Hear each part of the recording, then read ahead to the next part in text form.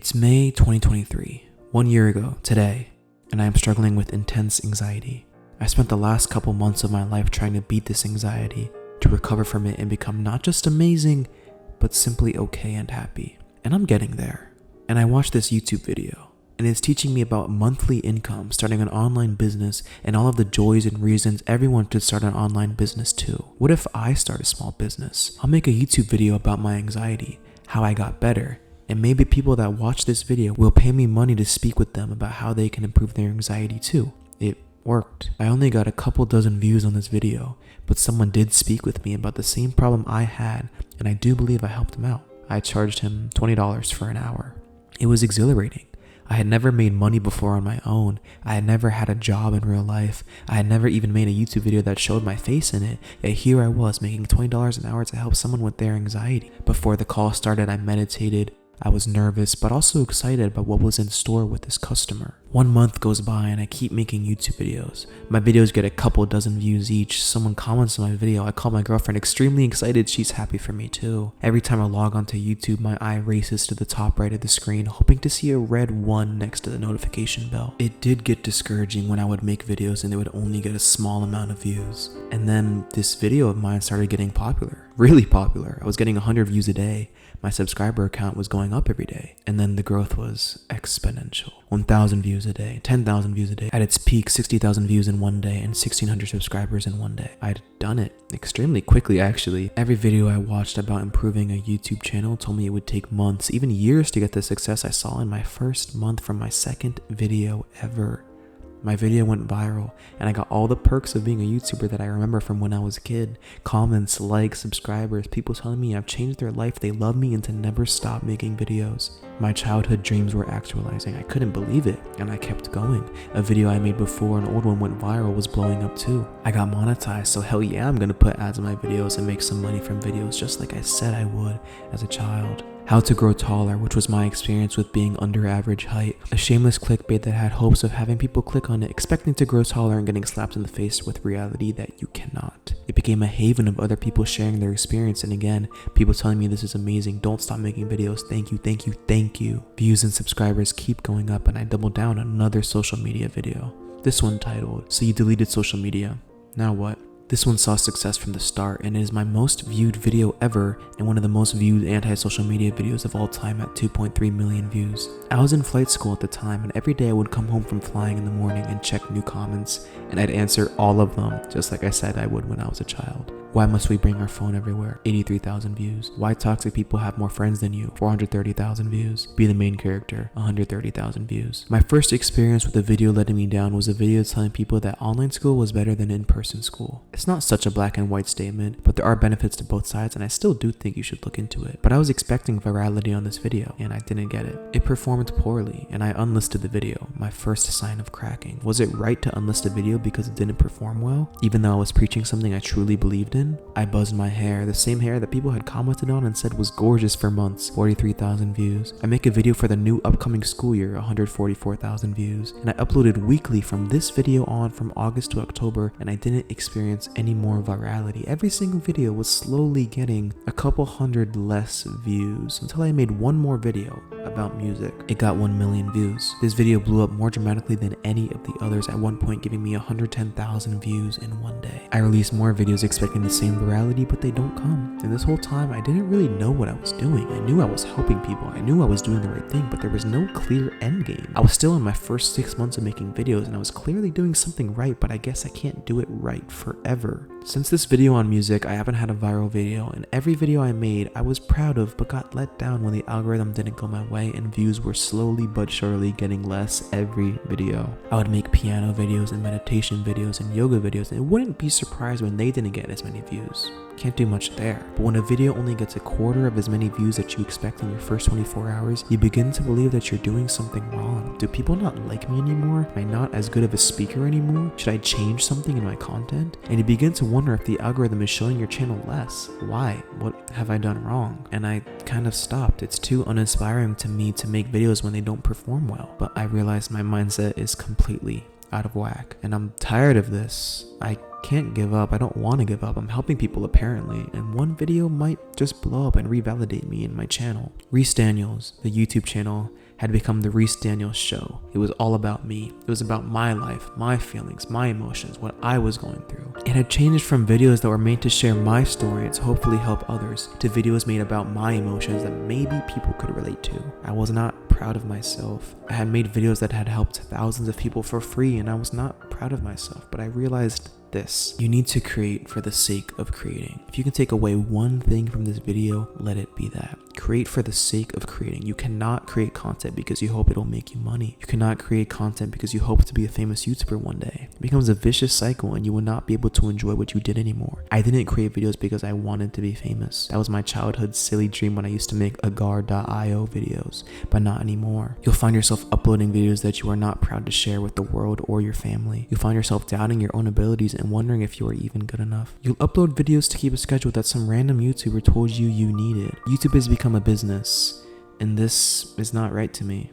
Let me explain. From what I know, the internet used to be different. The early days of the internet were before my time, so I couldn't tell you from personal experience. But from what I've read, there used to be hundreds of sites people would actively go on. Now there are 4. It was a small world where people could be themselves publicly or anonymously, and it was even sometimes saw as weird. But over the years, it progressively changed. YouTube was bought by Google, Instagram was bought by Facebook, and the internet became a place where corporations could make a lot of money. In 2026, there's expected to be $260 billion in the social media industry. And if you don't start now, there won't be any of the pie left for you, is what they'll tell you. We saw TikTok rise to glory in 2020 during the COVID pandemic. Instagram created Reels and YouTube created Shorts shortly after. These things are designed to keep you in the app as long as possible so they can make money off of your attention, your precious time on this blue marble that could be spent with friends, family. Your passion in nature is now reduced to pointless videos about who knows what that not only don't make you laugh anymore, but actually make you feel negative. Like there is something wrong with you, that other people are better than you, they're more successful than you, have a better physique than you, and are better looking than you, and you can't stop scrolling. The internet became politically correct, a place where anyone from your 2-year-old nephew to your 85-year-old grandmother could find content that was curated for them. These algorithms know what we want, they know what makes us tick, they know the kind of content that will keep us watching for longer. They know that about toddlers.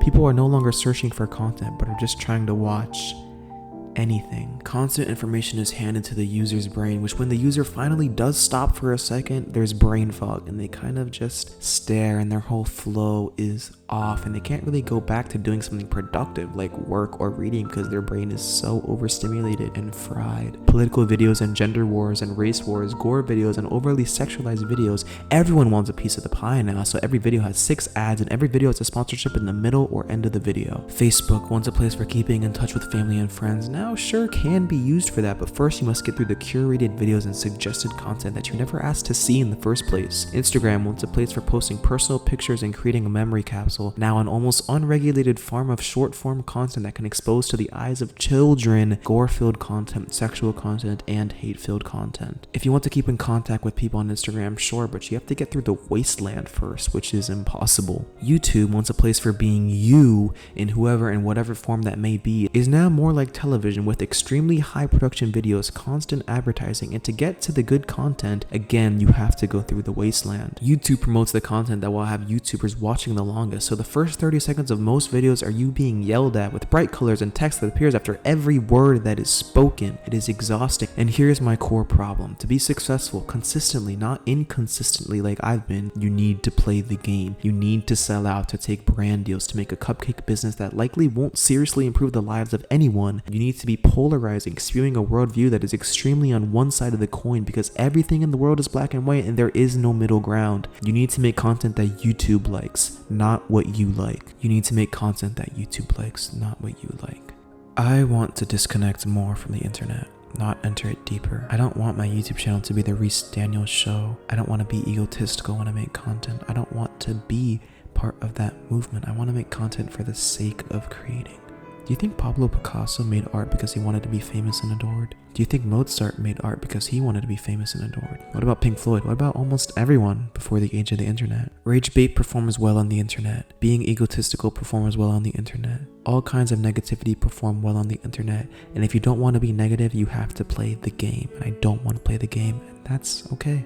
For a long time, there's been a mindset that I've had. I don't want to say I've been brainwashed or forced to believe this, but I think I simply have grown up I wanted to be famous, to be adored. Music was my original thing. I wanted to be a famous musician, specifically after falling in love with Tame Impala and realizing that I could do it all myself if I wanted. I didn't think I would be happy unless I was famous, or at least financially free. Then I got YouTube success, and I no longer wanted to be specifically famous, but to be able to be a digital nomad, living wherever I wanted, working on my own terms, making money on my own terms. But after realizing that to get not only the YouTube success, but the first one as well, you need to play the game, I'm questioning this mindset. I have a band, we're releasing incredible music, and I'm so proud of the 3 songs we released. We have more to come, but the state of music right now is kind of disgusting to me. It is 98% business and 2% craft, 95% vibe and 5% emo. Lyrics have no mystique to them, just flat out saying what they mean, which is just lame, man. I sound like those kids that say they were born in the wrong generation, but I don't think I was.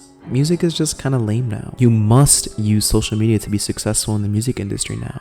You must play the game. You must make the content promoting your music and hope the algorithm sweeps you up. And this turns music into what used to be a form of self-expression into another money grab the industries can use to make a quick buck. Songs don't need to have meaning anymore. They don't need to come from the heart. I guess they never have. But wasn't music so much better when it did come from the heart? As long as a song uses a satisfying chord progression with electronic drums and a bass line, it can go viral. As long as the people who push music out want it to be. It's sad, and I've realized that although I love my music that we released to death, if we must play this game, I no longer care if I am a successful musician or a successful YouTuber. Sure, if it happens, it's awesome, but I can no longer care because I don't want to play the game myself. I found peace in creating for the sake of creating. The reward for me is no longer in if this video goes viral. All that has done is let me down. I am now indifferent. If this video were to go viral, hey, that's great. If it performs poorly, I laugh and say, hey, that one didn't go so well. When I release a song, it's no longer going to be dopamine when Spotify for Artists tells me it's doing well, and it will no longer be pain if it doesn't.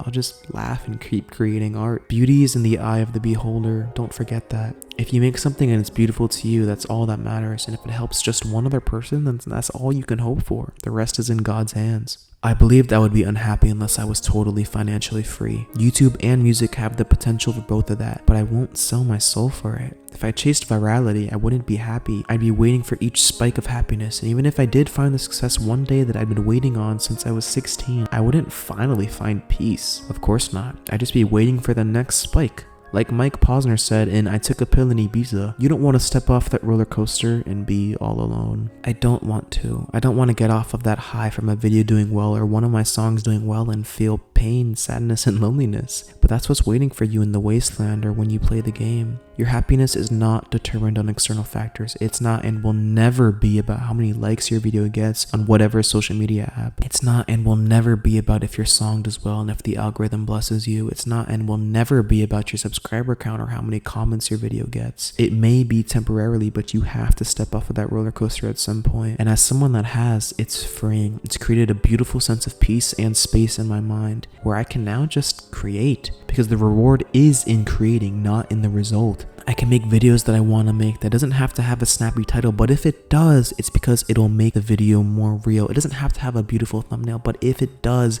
it will create the art piece in its final form. But it doesn't have to be overly edited. It doesn't have to conform to the rules of a website that makes money off of stealing the souls of children. I can make music that I want to make that doesn't need to be 98% vibe and 2% passion, but instead music that is 98% passion and 2% vibe. I am now creating for me. I am now doing everything for me because my happiness, self-worth, and self-image are no longer reliant on how my creations perform on the internet. They are simply hobbies that I am now sharing with the world. The creation makes me happy, and if it makes just one other person happy, then my work here is done. I love flying planes, I really do. I want to fly planes for the rest of my life. I want a beautiful family and loving relationships with friends. That's all life is about. I want to see the world. I want to dance and explore the cultures of other countries. I have learned that I can be happy without being rich. I'll probably be more happy if I'm not rich, without being adored by millions, because happiness has and always will come from within. There's rich people that are depressed. There are suicidal billionaires, and yet there are joyful homeless people and grateful samanas and monks. Am I saying don't create?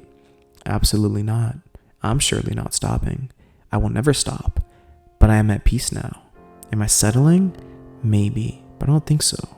I'm just simply maturing. Find what makes you happy. Realize that playing the game is entering the matrix. Be free, and remember that the beauty is in the eye of the beholder. Have a beautiful rest of your day. And if you've seriously been here since quite literally day one, 1 year ago, thank you.